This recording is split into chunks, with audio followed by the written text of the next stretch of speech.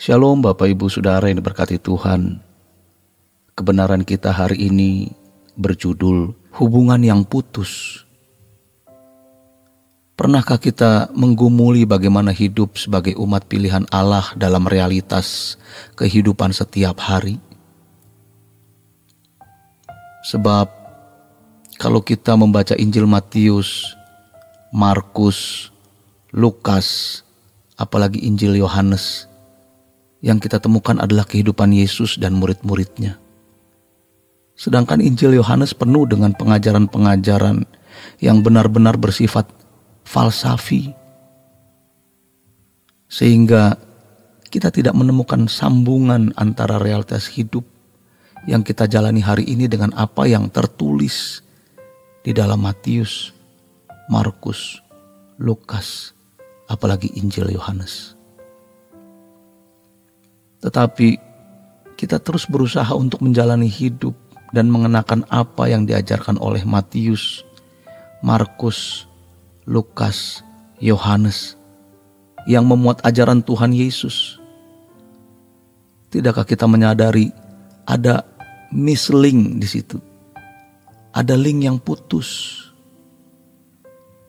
Sejatinya kita sulit menemukan link dengan realitas hidup kita, kecuali bila Injil Matius, Markus, Lukas, Yohanes memuat kehidupan seperti kehidupan wajar manusia yang mencari nafkah, hidup dalam pernikahan, mengurus anak dengan berbagai persoalan hidup yang dijalani.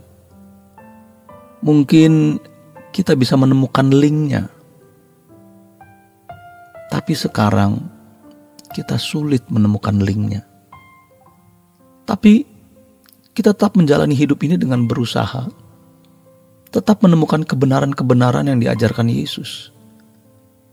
Kecuali kita melihat kehidupan bangsa Israel, yaitu bagaimana bangsa itu menjalani realitas hidup dari kehidupan Abraham, Ishak, Yakub, dan tokoh lainnya. Maka ada link yang bisa kita sambung. Misalnya Yusuf. Kita lihat bagaimana Yusuf diperlakukan tidak adil oleh saudara-saudaranya. Tertindas, difitnah. Kehidupan yang juga kita lihat, kita alami, bisa seperti itu. Tapi selama ini ada link yang putus, yang tidak kita sadari. Bagaimana menyambungkannya? Sulit. Kuncinya adalah kita kembali kepada Elohim Yahweh dan realitas hidup umat perjanjian lama yang mengalami hidup seperti kita.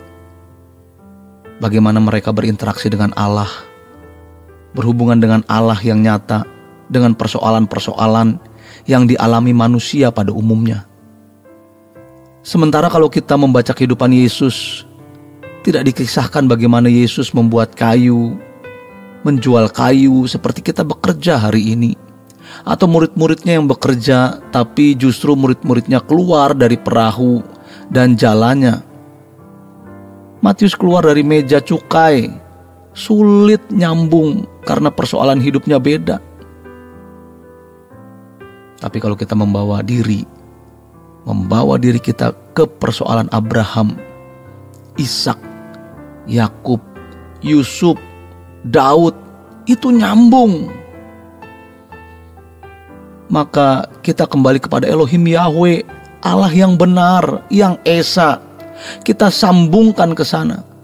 Setelah itu barulah kita mengisi kehidupan kita dengan kebenaran-kebenaran yang diajarkan oleh Tuhan Yesus. Kita memaknainya dengan makna yang baru. Perjalanan bangsa Israel dari Mesir ke Kanaan adalah fakta, bukan dongeng.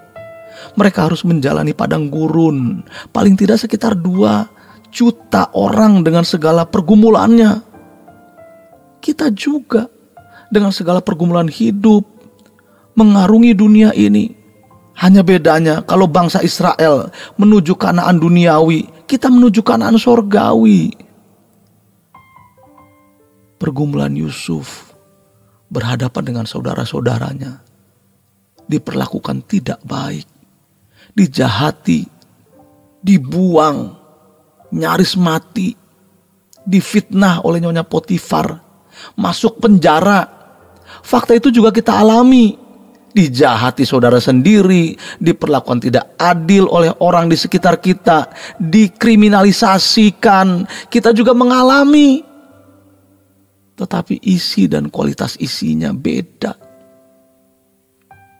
Kalau Yusuf mencapai kedewasaan dan keberhasilan, menyelamatkan keluarganya dari Kanaan yang kekeringan dan kelaparan, tapi kita bertumbuh dewasa melalui fitnah, tekanan, perlakuan tidak adil, bahkan keadaan yang paling buruk untuk menyelamatkan jiwa-jiwa dari dunia ini masuk kerajaan sorga.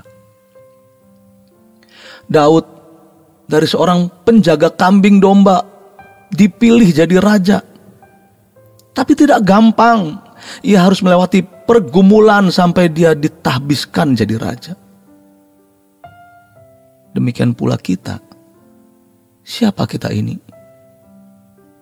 Orang yang tidak berharga, tidak bernilai.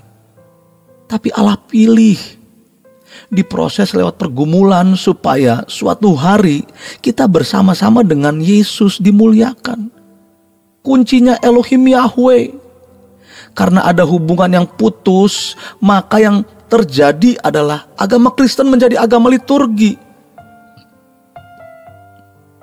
Bagaimana jemaat datang ke gereja, menyanyi, menyembah Allah, dan itu dianggap sebagai ibadah. Setelah itu masing-masing menjalani hidup sehari-hari tanpa melibatkan Allah yang nyata dalam kehidupan. Kalaupun mau melibatkan, agak bingung di mana hubungannya. Maka kita harus kembali ke Elohim Yahweh yang menuntun Abraham, Ishak, Yakub, Daud, Yusuf, dan tokoh-tokoh lainnya. Makanya kita sekarang menyembah Elohim Yahweh dan menjalani hidup seperti yang dijalani oleh Daniel, Yusuf, Daud, dan lain-lain. Tetapi memaknainya dengan makna yang lebih mulia, lebih unggul, lebih agung. Kita berhadapan dengan Allah yang hidup.